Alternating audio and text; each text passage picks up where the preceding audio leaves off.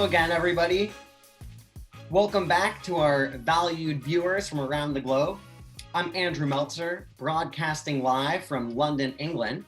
We are going to change the pace of things a little bit over the next hour as we take a serious look at carving out our career paths in a session called Head, Heart, and Hustle, Love and Land Your Next Career Move. We'll be joined by Kathleen King, the founder of the Leader Lab, as she explores the changing times and how they affect setting career goals, how skills from the hospitality business carry over into other career areas, and we'll offer you some takeaway tools to improve your resume and teach you vital interview skills.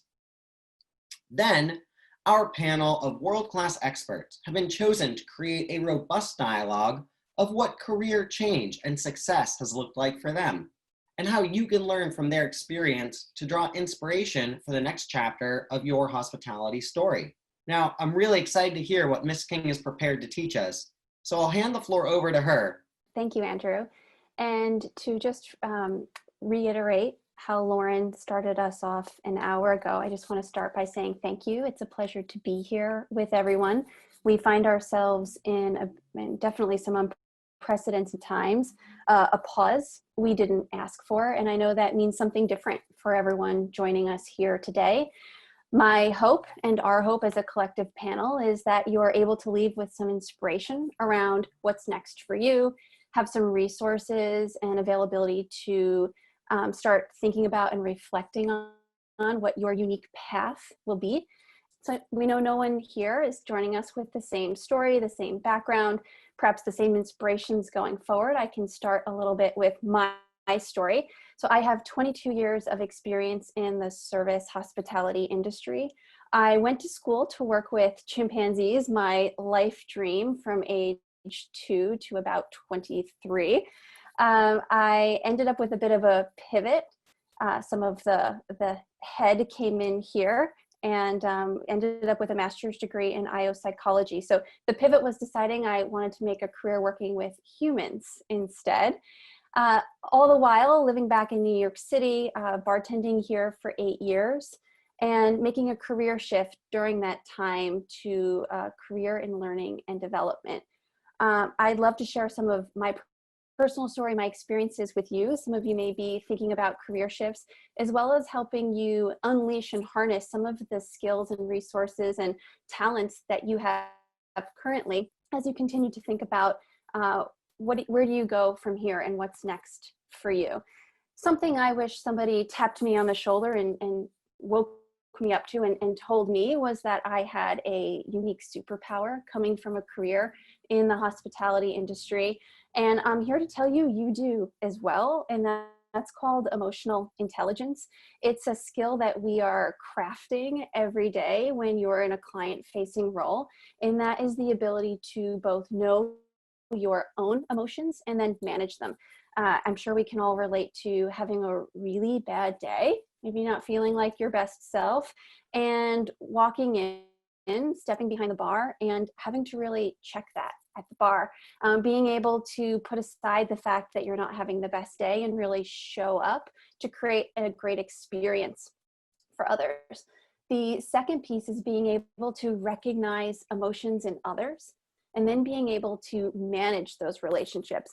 An example I can think of from my time in the service industry is being able to quickly read what kind of energy is coming off of somebody. They sit down across from you when you're behind the bar and thinking, all right, is this person here because they're just looking for maybe some quiet time and some self-reflection? Is this person here because perhaps they're lonely and they're looking for some conversation? Can you tell perhaps this person's putting out vibes that they'd like to meet someone else, and maybe your role is facilitating more of a conversation with them and someone else? We have really strong abilities that have been crafted through our experiences of being customer facing. I sometimes joke that the world would be a greater place if everybody had to work for tips at some point in their life. I think that this is a skill that's incredibly crafted. There was just a poll that popped up, and I'm curious to see the results. Yeah, I'm so not surprised to hear this. We see an overwhelming amount of people saying yes to the fact that they see themselves having this as a superpower as well. Well, what I hope to be able to help you do is think about how you can harness that superpower as part of your story and your unique offering as you're introducing yourself and sharing your narrative with others. I'm not sure if emotional intelligence is a new concept for you or something that you've explored before, but I welcome you not to take my word for it that this is a superpower of yours. When you leave here today, at the end of the next session, not this session, just Google emotional intelligence and see what comes up. You're going to see there's not only a lot of research around it, but a lot of people trying to take your money, teaching you how to lift your emotional intelligence as well. I'll tell you something, you have a head start in spending a long time crafting this as part of what you've learned to be really good at already. We're in what's called the fourth industrial revolution right now, and we're seeing the rise of what's known as the super job. Perhaps you've seen or heard, sometimes it's older generations worried about technology and AI and how it's taking the roles away from people. Computers and technology machines are getting people's jobs. Well, with that comes the rise of what's seen as the super job, and those roles that humans are uniquely able to do. And there's going to be skills that set some humans uniquely apart from others, and emotional intelligence is a big one there. It accounts for over 67% of success in a role, and it is 2 times more important than technical expertise and IQ. So we welcome you to really think about how you can craft your story around this superpower you have in whatever might be next for you. We would consider that to be a transferable skill. So a transferable skill is something that you can take with you from one job to the next. It is something that you might go so far as to say helped you succeed in a previous role and is going to be a part of your success moving forward. We have a list for you of the top 10 skills across any industry that would be considered highly important to have, as well as transferable skills. So here we have decision-making, multitasking, creative problem solving, collaboration, communication, professionalism, integrity, management, initiative, and empathy. What I'd imagine is that there's a lot of you relating to this list here. And we have a question for you. What would you say are the skills that you've developed behind the bar? And we're putting up a poll for you listing these. We're curious to know. This is not an exhaustive list of the skills that we know you have. This is just a great place to get started, knowing it's the top 10 skills for any industry. If you're able to start to craft your story around how you've been able to demonstrate these skills in the past, it's going to help set you up for future success. And so we have a resource for you around beginning to craft your story. You're going to see several of these slides pop up throughout the next couple of minutes, and they're available resources for you. So in the next week, you're going to be able to get all of these resources at worldclass.usbg.org.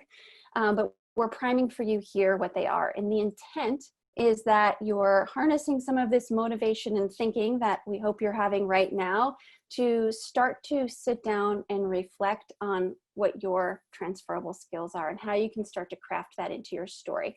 So what this worksheet will help you do when you download it will be to help you really think about your unique skills that helped you shine in your last role, and then start to think of an example of how you can bring that out in story of how you leveraged it for success. Where it can help you to start to have this narrative crafted is when you're sitting down in an interview situation. It's going to really help you be able to demonstrate and pull it off of the paper and support some of how you're marketing yourself with narrative and story. So here's some tips on showcasing your skills. The first is in your resume. The resume is going to be the first touch point or interaction likely that somebody is having with you. If you are applying for a role in a large job posting site such as Indeed or LinkedIn or Monster, chances are you are going to get vetted and filtered with that AI system we were talking about before a human ever sees your resume. So one thing that's incredibly important to do here is highlight your transferable skills, but also match them up to what you're seeing listed in job postings as skills they're looking for. This is going to help you with some of that routing process and up your chances of being seen by a person. We also welcome you to really leverage your transferable skills, those skills that you view really make you shine, in an overall summary or objective as well. In just a moment, we're going to show you a sample for how you can do that, as well as in the interview process. So a lot of interviewers right now are practicing what we call behavioral-based interviewing. And their thinking is that the best predictor of your success in the role you're applying for, so the role you're chatting with them about, is your ability to demonstrate success in those areas previously. And here's where it really comes in handy to have this narrative crafted around how you've used these skills to help you shine. I said it earlier, we are in an unprecedented time. We're in a pause that nobody here asked for. I'm sure nobody here predicted. I'd imagine there's a lot of people sitting here who don't have a current resume ready to go and available. That in and of itself can be an incredibly daunting thing to start to get together. One of the resources we have for you is just a template around a resume. What you see on your screen is a pretty standard template for how to feature what you're looking for, why you're qualified, what some of your experiences are, and any specialized training that you may have. But here's some tips for you to how to stand apart and shine a little brighter. And we welcome you to use this even if you have a resume ready to go. Take another pass at it with some of these tips and see how you can perhaps enhance it a little bit as well.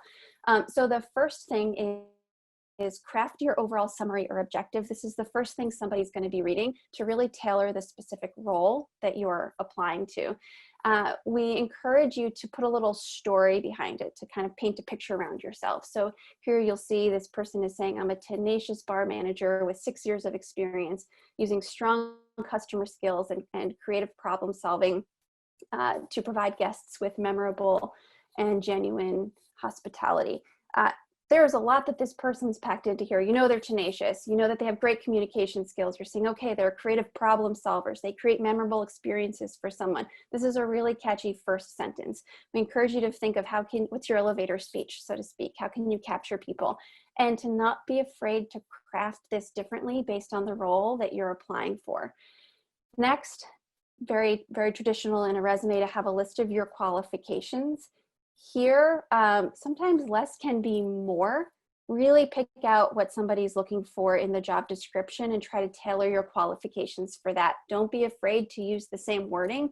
It actually helps you to use the same wording, especially if you are applying for a job through a big resume job posting site, as I was describing earlier. Having the same wording is going to help push you through to be seen by a human.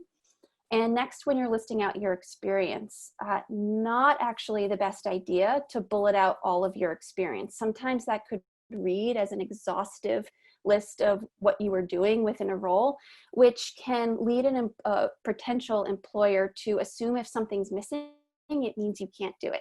What's best instead is to come up with I'm going to keep calling it a story because it's your story. Come up with a narrative that really helps pull out what some of your transferable skills are and know that you can back it up with a story as well. So here, for example, you see this person saying that they've worked within a team, that they are utilizing strong social skills, they're demonstrating leadership, and then they're going on to give a little bit more about how they've done that. It's also a great tip to start with action words to show that verbs are a great thing to use to show that you're doing something within the role. And of course, you worked hard for them. Showcase any specialized training certifications that you may have. We've taken a look at this job description and divided it into 2 sections. So what you'll see called out in red is pulling out more about the gig, and what you see in purple is more about you, the person that's coming for it. So I encourage you not to discount your applicability to a role based on industry or title.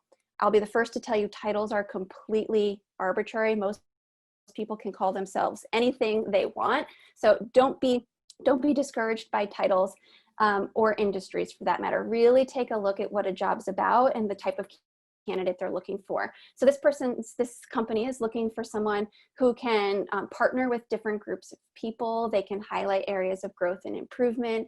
They're looking for somebody who's great at building partnerships, who can become trusted advisors with different groups of people. They're looking for someone who can ensure timely and successful deliveries of solutions, and somebody who can assist with challenging client requests and issue escalations as needed. I mean, I can reflect on my own personal time in the industry and say I can come up with a story for a lot of these, and I would challenge you to just start with the mindset that you can also, and think about what that might be. And then looking in the About You section as well, asking for communication skills and diplomacy, and encouraging you to really think outside the box and what might be an opportunity that is accessible to you. So where do you go from here? Again, that's very different for every person that's joining us. But what I will say is that you may be unaware at the role in which your mindset is playing in directing you where you go from here. So the intent is not to change anyone's mindset, but to provide you an opportunity to pause and reflect on what your mindset may be and the story you may be telling yourself. So we can have one of two mindsets in any situation. And the first is more of a fixed mindset.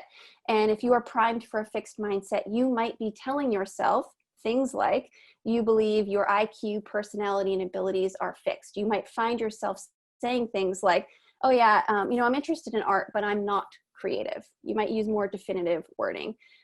You might feel like the more effort you have to put into something, it's just a reflection of a lack of ability you may have. You may view failure as being something that's catastrophic, and your focus is on proving yourself. If you have a more primed mindset around growth, the story you're telling yourself is that your abilities and personality and IQ are open to development. You might say things like, I'm interested in art, and I'm going to learn to be more creative. So it's not that I'm not or am something, it's that you believe there's an opportunity to learn. You believe that your effort makes the difference. Failure is an opportunity to learn, and your focus is more on improving yourself.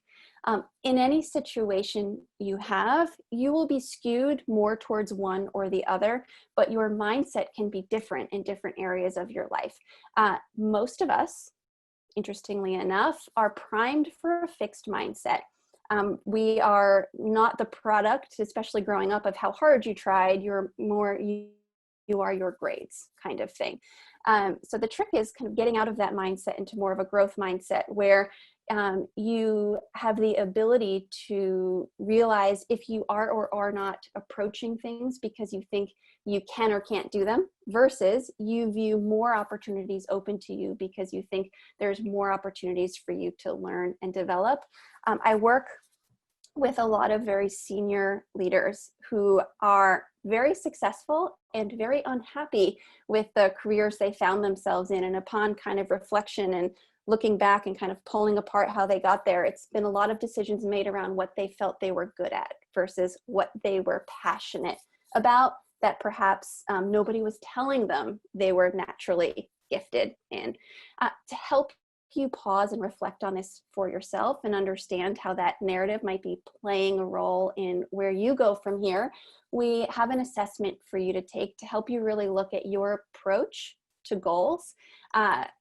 This is just, it's an interesting thing to learn about yourself, and I highly recommend you take the moment to download this when it's available and find this for yourself. Again, there's no right or wrong answer, but it could be playing a large part in what you view to be as the opportunities available to you. And I welcome you just to uncover that a little for yourself, as well as taking this moment to really connect back with what you're passionate about and what gets you out of bed in the morning.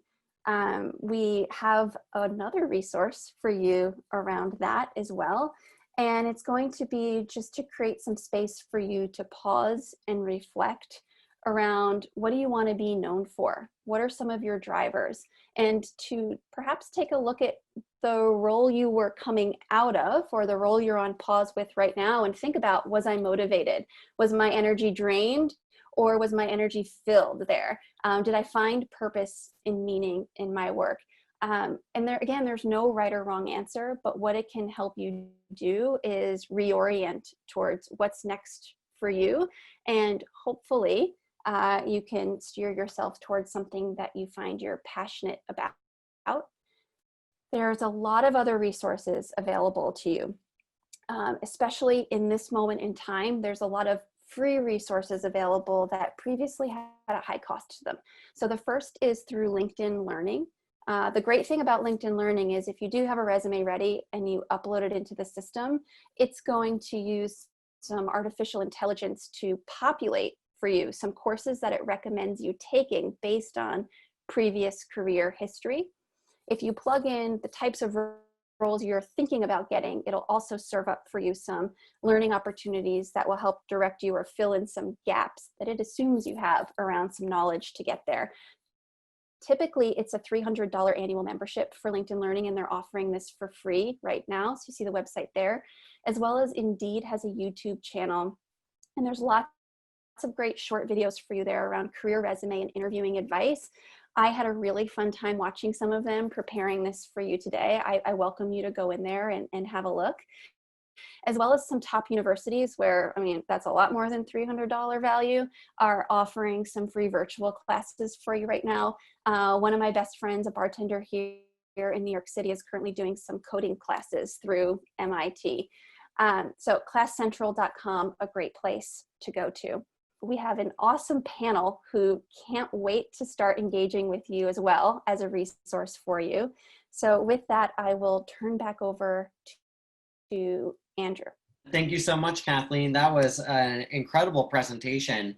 And you gave us so much valuable information.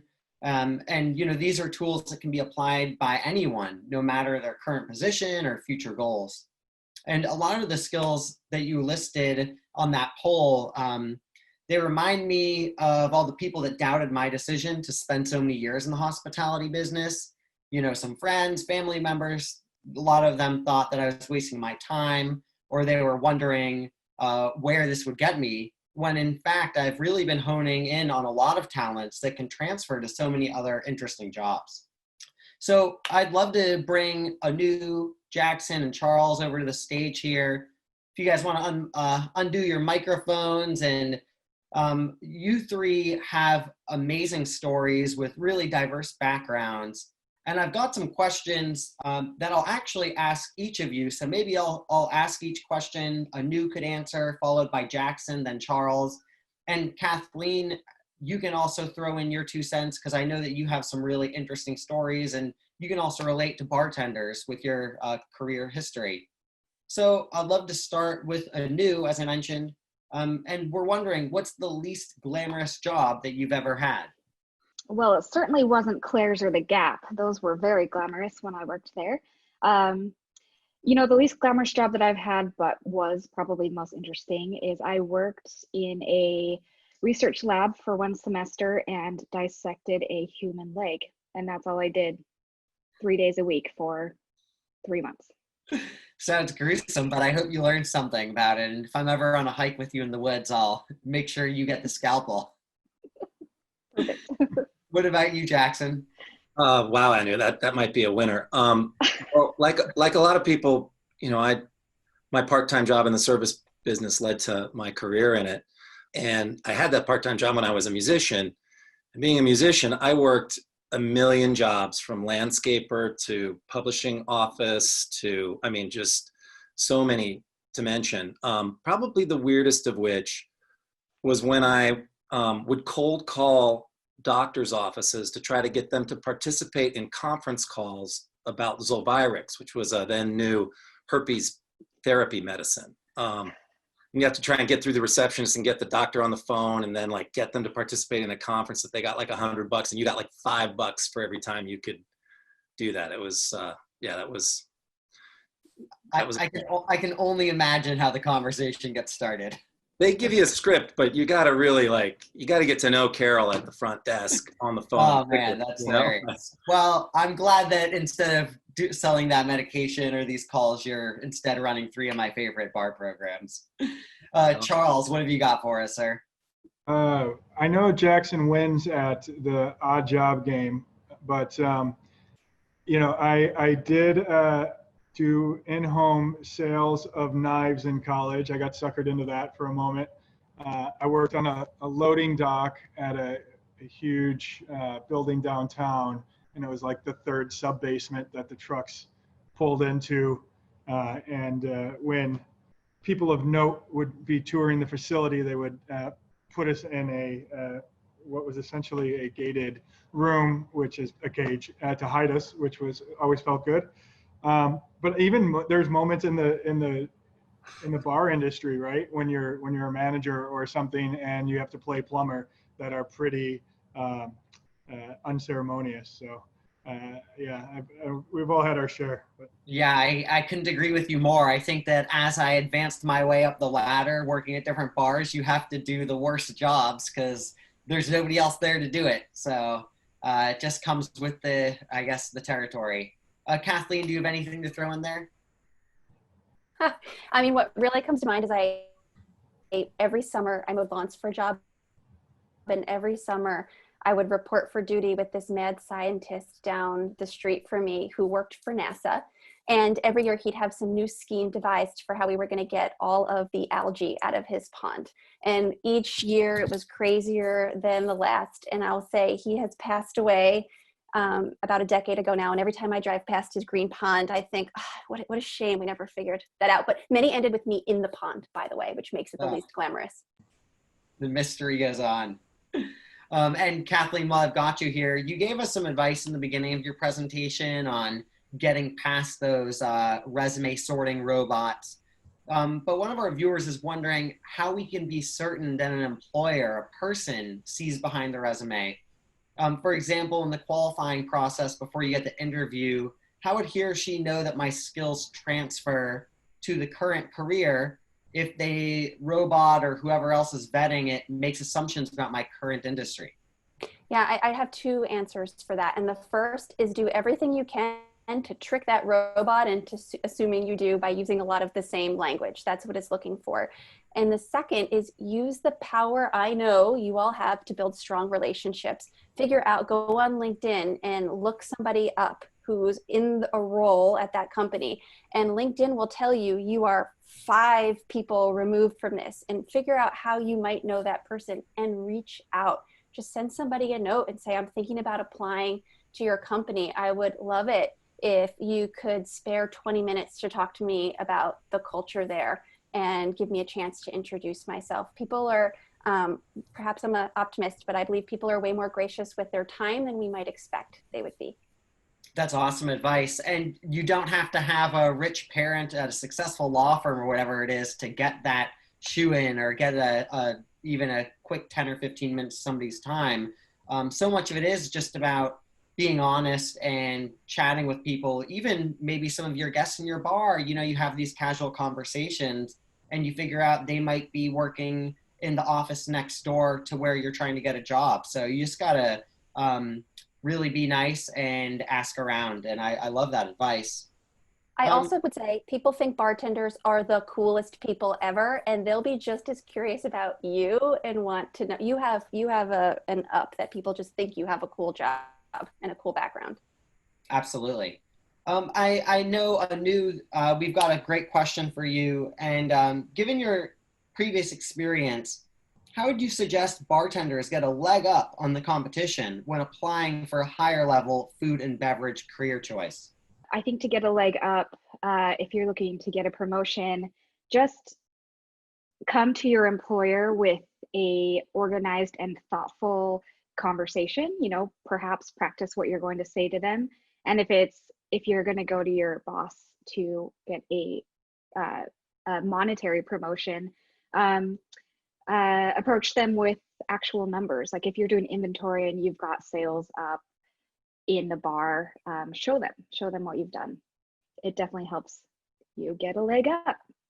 That's awesome. And I think especially having some hard evidence, like knowing what your sales records are, or, if there are competitions for selling certain items on the menu, just know your stats, and those things can help you move along. We'll go to the whole panel here. Maybe you'll start with Jackson and work our way around. But we were wondering, as you've gone down this road to success, was it head, heart, or hustle that got you to where you are now? For me, it's heart. It's the kind of almost the wanting to do more in this industry for people than knowing how to, or knowing what the steps would be in terms of like trying to grow. So yeah, simple answer. I reached for the job that I could touch the most people, and as soon as I could, I reached for the job that had me helping more people touch as many people as they could through service. And that's how I ended up doing programs for so many spots. That's amazing. And I definitely know through watching you interact with people and at your trainings, you definitely share that emotional importance with your teams. Charles? This has come up a bunch of times, and I always kind of think of it as a little bit of like the right place at the right time. So like that it helps a little bit to have some things fall into line. But the right work ethic combined with that is absolutely been essential. I don't know. I've always been a worker bee since I was a little kid. So like I don't know. I like to get out there and I like to be busy, and and then for sure, a little bit of luck and timeliness doesn't hurt. Yeah, it goes a long way. What about you, Anu? Head, heart, or hustle?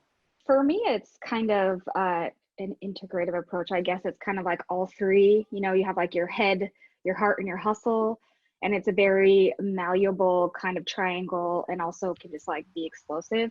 I certainly have days where I will wake up and just be mentally fatigued and physically exhausted. And those are the days that my heart just kind of leads the rest of me into what needs to be done that day. And it can even change throughout the day, certainly there are days when I'm just all head, like all mental, what is it that I need to do, and like following rules and regulations. And other days it's, hustle. And I feel like, being a bartender has definitely taught me, has sort of ingrained that hustle in me more than ever before. Amen. And those are things that when you're in the management side, we look at those maybe not equally weighted, but when I'm hiring a bartender, a server, a floor manager, I want to see a little bit of all of that, because you're not going to be a successful employer in our business without a little bit of each of those three things. Kathleen, I've also got a question for you, coming from one of our viewers, from Matt, who's wondering what study or source you were citing when you said that emotional intelligence is twice as important as skill or IQ. Maybe you can delve a little bit deeper into that. Sure. Thanks, Matt. And I appreciate a good cite your source as well. I think you should always be asking questions like that. It is pretty prevalent research around this.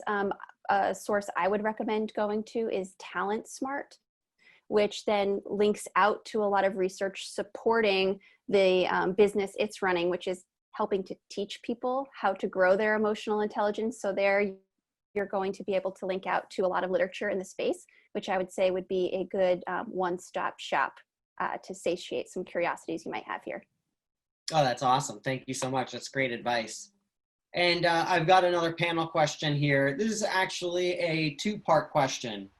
So Anu, we'll start with you. And I'm wondering first, what's a skill that you learned behind the bar that's helped you thrive? And what's a skill that you've learned behind the bar that actually had an unexpected effect on your career? Communication is definitely a skill I learned that helped me thrive and is helping me thrive. I grew up in a family where we didn't really talk a lot to each other. My parents were workaholics, and were never home, and also first generation or immigrants who couldn't afford to be home or around me, I guess. But so communication between people, between my colleagues, between vendors is something I definitely learned behind the bar. An unexpected one. I've always enjoyed math. I never loved it. I don't like data entry. I don't like doing books, but the financial side of being a bartender, just, collecting the bill, sorting out tips, counting the tips at the end of the night, making sure that everyone is paid in an equitable manner, has led me to this role where I am right now in our company, which I love that Kathleen said you can make up your own titles, because I, as you can see listed as the CEO, the made up title Chief Everything Officer, because I've kind of picked up a bunch of roles. But yeah, the financial side has led me to do more of the finances for our company, the financial decisions, organizing our money in a creative way. So it also satisfies that creative itch. And that's definitely something I never thought I would go down the route of accounting or finances. That's awesome. And I know that you're definitely the sort of leader that passes these skills on to her neighbors or her employees. And I've heard successful stories of you teaching a lot of these financial skills to people in your circle. Jackson, what have you got for us? Anything in our list of bar skills that have helped you thrive or had unexpected outcomes? One of the things I think about that was key for me is being a bartender. You practice a certain amount of de-escalation of kind of situations and emotional content with unruly guests and that sort of thing. And I found that sort of the discipline that created over the bar top, when it was time for me to manage teams, made it a lot easier for me to kind of balance out people's passions and keep things in perspective and sort of lead people to common ground in that way. I think one unexpected thing that I found that I was sort of good at, I really like sort of contract language and lease language and stuff like that. Like the language of the laws around what we do strangely makes sense to me when I read it. And that's coming a bit of handy, but I don't know how much of that was really like directly supported, because it's pretty rare that comes in handy, but it does come to mind. It's very important. And it reminds me, one of the lessons that I learned early on is if you are going to go in business, you could succeed as a sole proprietor in a business, but oftentimes there's so many benefits to having partners. And I, for one, hate reading contracts. So you're the kind of guy that I would certainly partner with, and everybody brings so many different skills to the table. What about you, Charles?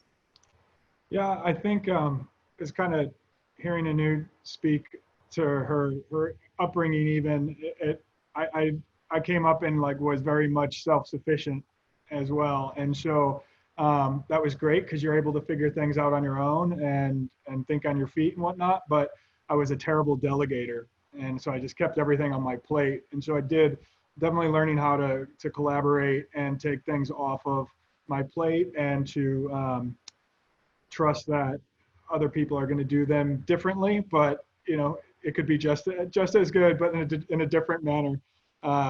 Was huge, because one person can only do so much, and so you need to be able to bring in people that are better than you at some of the same things and other skills, as you guys were just talking about. And if you want to grow as a business, then you can only go so far by yourself. On the other end of that, some of the when Kathleen was talking, she nailed it so much. I think it's one of the coolest things that we do. It's we have such a unique job that we look across a bar at people, and we spend long periods of time with them often if they're seated at the bar. So reading people and adopting that bar as a stage, and then being able to transfer that to presentations or public speaking or anything like that is, they're not necessarily skills that people have innately. So you're honing them. Jackson probably brought some of that from his music career, behind the bar as well, kind of transferring that stage to a new one where we were serving guests. So it's definitely, I think we just, we're talking about these transferable skills. I think we're one of the last career fields that and it's so unique that we spend so much time with our guests. Like in what other job, you have a lot of customer service interactions, but not where you might be an hour and a half with someone. And then repeatedly, maybe you see them on a weekly basis. You really develop a different kind of human connection and we're also often empowered to make decisions at our jobs. And that is a dying thing in so much customer service. So I think we can take a lot of that and move it forward. That's awesome. Those are great skills. And especially knowing when to give different sorts of service to different guests is a really big factor in reading the guests and understanding what they're there for, and maybe even how their mood might be different this week from the previous week. And also your note on collaboration. I know that a lot of people, especially our world-class competitors and some of these great bartenders, can be perfectionists, which is an awesome thing. But sometimes it is really good to step back and let your business partner, whoever it is you might be collaborating with on a project, put their 2 cents and their knowledge and background into the matter. And if you just watch them, you'll probably learn something new that you hadn't recognized before. And Kathleen, with your incredibly varied and successful career, what did you learn when you were working behind the bar that's helped you thrive today? Thank you. For me, a lot of it was communication, very similar to Anu, but I will offer maybe my second tier thing to bring in something new to the conversation, which is initiative paired with problem solving. And I think there's an incredible amount of respect for people who take initiative. They're not just waiting to be asked to do something, as well as have unique ways of approaching things. And I found that my career has been based around highlighting white space, or space that nobody is playing in within a company I'm working in or a larger organization, and taking the initiative to say how I think I can show up there, presenting a problem and the solution all in once, and kind of placing yourself in the center of it has just been an incredible, for me, promoter, for me, an accelerant in my own career. And I think I can say for sure, I got a lot of that confidence in my time with those interactions with people. And I can say I'm relating very much to what Charles is saying of where else do you perhaps sit with someone for 4 hours twice a week and develop these strong relationships, but in service of building something bigger as well. So I'm very thankful and acknowledging of those skills that I learned to really pay attention to and see the success around and take with me. That's awesome. Those are great. And I've been fortunate to maintain several of my jobs for many years. And when you have colleagues or employees that you're managing, and maybe they start off as somebody that's really shy, and over the years you watch them develop into this really confident person that has great understanding, sales skills, multitasking skills, it's really amazing to see how much somebody can blossom within our business. I've got another question. And Anu, I'll hand it back over to you and we'll work all our way around. We're wondering, how has adversity had an unexpected positive outcome for you? Well, I'm a woman and I'm a person of color, and I was much smaller when I started bartending, but all of those things sort of immediately put me sort of in the corner when it came to getting behind a bar at a classic cocktail bar. And so I definitely had to learn how to navigate those waters, build my own confidence, communicate better with people, everything that you learn as a bartender, because I was bartending before and I learned all of these skills, and then I wanted to move into the classic cocktail scene. And the adversity that I faced definitely just, it built my head, heart, and my hustle. Another thing, I want to recommend this book. It is a book that I picked up in about 2005 when I moved to Seattle, and was soul searching. It's Art and Fear by David Bales and Ted Orland. And really, you can just replace the word art with cocktail making or career. And it's incredible, short read. Highly recommend. That's awesome. I'll definitely order that one for myself. It sounds great. Jackson, what about you? Any points in your career where adversity has actually helped you succeed? Yeah, I mean, without saying specifics, we've all lost a job that we thought we liked at some point through various different circumstances. Sometimes through no fault of our own, sometimes through a little fault of our own. But that moment of reflection, or that fact that you're on the hunt for the next job, can lead you into a better space. And I was, when I got that gig at Eastern Standard, 15 years ago at a little bar down the street, it was because I was currently unemployed due to circumstances completely outside my control. So, there's always that kind of opportunity to kind of look for what's next. And, I have a very Buddhist mentality about whether it's good news or bad news. We're at a tremendous inflection point that is coming with a lot of bad news. But it's a serious opportunity to rethink the way that we do things as an industry and as individuals in that industry. And I'm going to take it. That's just my mindset. And I'm going to definitely going to make lemonade out of this if it takes 18 months or so, That's awesome. Yeah, I'll help you squeeze lemons. I know that this is certainly a time of reflection for many of us in the business. Charles or Kathleen, do you have anything to add? Just briefly, yeah, I think especially when I was younger, I still am pretty introverted, but I was overtly introverted, if you will, until given a task, and so I was often underestimated in a lot of jobs, and had to really fight to get the positions that I wanted. Whether it was moving from a bar back to a bartender, I was like, put me in, coach. Like I know I can do this. I could see what everyone else was doing. I knew that I had the skill set, but they're like, you're too quiet. You're too this, you're too that. And then, once given the opportunity, I was able to prove myself. But I mean, the other way that you can go with that is just to stay where you're told that you're supposed to be, which never felt like a great option for me. Yeah, resist it and follow your heart, as you mentioned earlier. And Kathleen, I actually have a question from one of our viewers. I'd love for you to answer that. One of our viewers makes the most money they've ever made of their current bartending job, but they're not really happy with the location and the circumstances of their current employment. So they're looking at taking a promotion to a bar management job elsewhere. However, that will come with a pay cut. And we're wondering how you can justify these things, weigh out the happiness versus the income and any other factors, so that they can have peace of mind.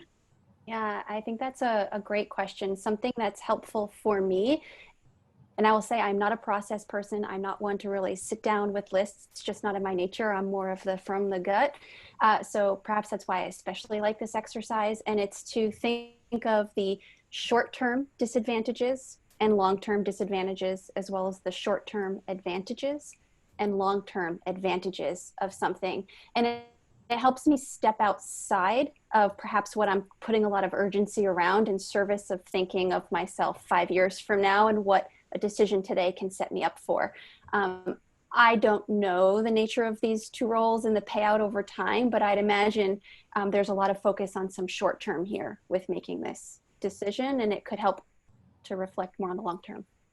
That's fantastic. Yeah, thank you so much for sharing. And I can speak for myself. Like, I was just working in San Francisco for the last 7 years, had really great career, and I'm a dual citizen of the United Kingdom and the United States. So I thought I'd take a year or two off to go explore Europe.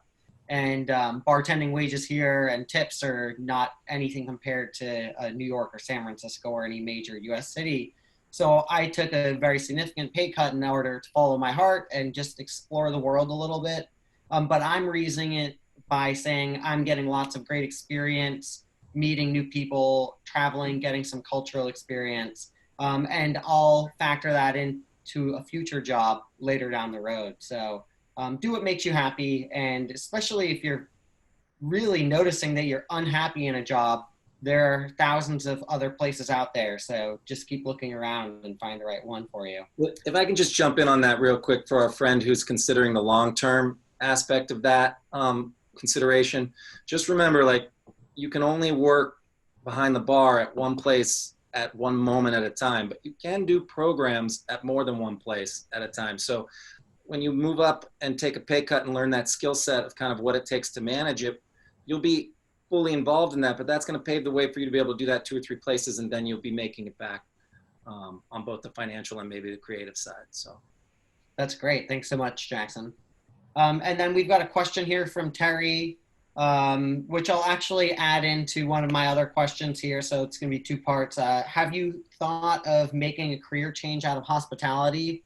And also, on your road to where you are now, what sort of tools have you implemented to make pivots in your career? Yeah, all the time, all the time. When you're stressed out and feeling burnt out, but there's something that keeps drawing me back. And that something is, I can't even put a word on it right now, but whatever that is very meaningful to me. And what I've found is that there are all these legs and these avenues, there we go again, all these ways to still incorporate the hospitality industry in like a side project or side hustle. I've worked with some yoga studios and some salons on helping them with their finances using the financial method sort of structure that I've put in place for our bars. And then figuring out what they're doing in their industry also helps me rebuild and rethink the way that we're doing things.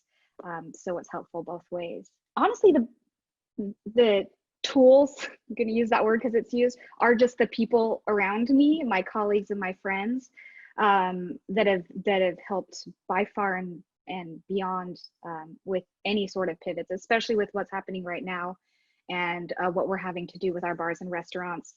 A huge resource. My husband, Chris, has really been sharing everything that we've been doing online and on social media platforms. And in return, we're getting a lot of feedback in ways to change what we're doing. And that's been incredible. Wow, thank you so much. I've got one last question here. I'll throw it over to Charles and Jackson. We're wondering if there are any career pitfalls to watch out for. For example, one of our viewers is interested in a job as a distributor or a brand representative. Is there anything they should avoid doing as a bartender that could ruin that situation for them? I mean, I would just say that's a move to a more corporate position. So you've got to be smart. Like corporates now look at your social media. They look at all that's your life is all online right now. So making sure that you don't, you know what I mean? You don't. You're always representing yourself, and any corporate will look for that. And just super briefly, when you're talking about not being afraid to follow your heart, like my sister at 41 years old completely shifted her career, went back to college, got a master's degree in an entirely different field, and is now a mental health therapist. It has nothing to do with what she did for the 20 years prior to that. Like there is no, it's too late. There's no, I was so impressed. I was like, you go girl, kill it, you know? Good for her. Yeah. It takes a huge leap of faith, but you can do it. So don't be complacent. Because geez, like hopefully we're going to be around for a long time, and 30 years from now, you don't want to look back on the 30 years prior that you didn't make a move. Thank you so much for sharing. That point especially reminds me that the learning and education never stops, no matter how far you succeed in this business. We're going to wrap things up right now. I'd say thank you to Anu, Charles, Jackson, and of course, Kathleen King for sharing your knowledge and expertise. It's a very enthusiastic panel. And I do encourage you to follow us on Instagram and Facebook at World Class US. Of course, you should subscribe to our Diageo Bar Academy newsletter so we can follow up and send you these great resources. And as always, please drink responsibly if you're going to be enjoying some beverages tonight.